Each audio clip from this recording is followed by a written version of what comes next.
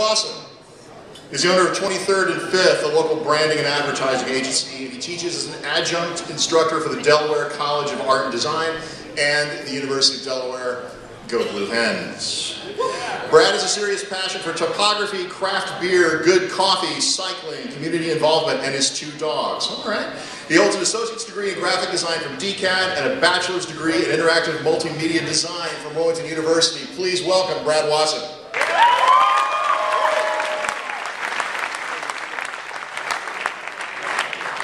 Right up here. All right. So, grab a drink, and this is the agenda for the next 5 minutes. Stop blending in. Why are you here? What is a brand and why you should care about that? And business card ninjas and how to spot them. And finally, why you should love Dr. Seuss again. So why are you here? One, you're probably really tired of lame business cards like I am. 2, your resume resembles an old Christmas sweater from Goodwill and could use an update. 3, you want to be a rock star. Or you're just really curious about why branding is awesome. So, what is a brand? A brand is not a logo, it's not an identity, it's not a product. A brand is a person's feeling about a product, service, or organization. It's intangible. In 1915, Coca-Cola came up with the term smashable, and they asked, if you were to smash one of our Coke bottles into 1,000 pieces, would it still be recognizable? And that's what we want to do about you. We want you to be this tangible element that's really cool so that even when someone leaves, they see that you're more than that little business card. So what you don't want to be is this guy, who's a business card ninja. You can find them at every chamber event. They show up with their cards, rubber banded. They love a good speed networking event. They love it. They just absolutely live for it. So you don't want to be a business card ninja. So I'll give you 5 reasons why you don't want to be one. One is you know you're more than that little flimsy card you carry. You value your time. You value my time. You know the value is actually in the relationship. And finally, you just do not have enough hand sanitizer to shake that many hands. Ask, who are you? Are you a vice president? Are you a doctor, customer service specialist, intern, gopher, general lackey? What title do you like to associate yourself with? I used to associate myself as a graphic designer, creative director, barista, lawn care specialist. But then I realized that, that's just a title. It doesn't actually have any value to who I am. So why should I care about that on your business card or my business card? So that got me thinking, what really makes you tick?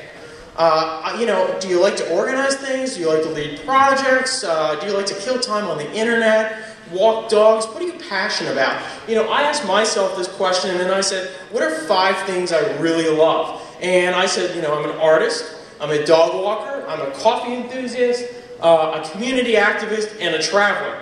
So then I took these 5 things that I was really good at and I really love to do and I said, you know what? All these 5 things have something in common. They have these traits that said, well, how can I do these things? So I looked at those traits and I said, what are those? Well, it turns out that the things that I really like to do, I do in my personal life, but I also do in my professional life, and that's problem solving, project management, collaboration. I like to learn, and I like to see the world through various lenses. Well, that's kind of like traveling. I like big challenges, interesting. So all of a sudden it started to fit together that the things that I love to do are what I like to do in my actual professional life. So now I can actually talk about myself and I have this great story that I should tell. So I need to embrace Dr. Seuss a little bit more and say, Dr. Seuss could tell a story. I want to tell a story about me. How do you craft a good story? Step number 1 is you want to be real and don't lie. It always catches up to you. Don't put fluff in there. You're already a great story, so just tell us who you are. Step number 2 is lessons learned. What have you found in life to be really impactful that has made a mark on you that you can talk about in addition to who you are? Step number 3 is, we're going to get back to those 5 things that you really love. This is the meat and potatoes of your story. This is when you reach down inside and say, who am I? I know that I went into graphic design because my grandfather was an architect and I always wanted to be an architect. Then I found I was really terrible at pre-calculus, so I went into graphic design. Step 4 is I want to be clear and concise. Every good story has a beginning, a middle, and an end, and you're no different. So when you're writing that resume letter or cover letter, or when you're out talking to people, talk about that. Give them some background and then give them something to talk about when they leave. And finally, step 5 is leave out the sales copy. Trust me, there's plenty of time that you can tell me how awesome you are, what you've done at your company, and why I should care. But first, give me the meat and potatoes and tell me what you love. We're going to have such a better relationship after that. We want emotion. You're not a robot. You're more than that title. I'm not talking about writing a Nicholas Sparks novel, but I am talking about pulling me in a little bit and giving me something to talk about. And then the final things that you want to think about is that you have to invest in yourself a little bit. Remember, you're a brand, and every brand needs a little bit of maintenance. So this means buy yourself some clothes, go travel, take a class, do things that you love to do. You're so much more than work. You're so much more. So don't let work influence everything when you hand out that business card or talk to someone. You got to take a chance. You got to be yourself. You're not a business card ninja, and you're far more than that fancy suit.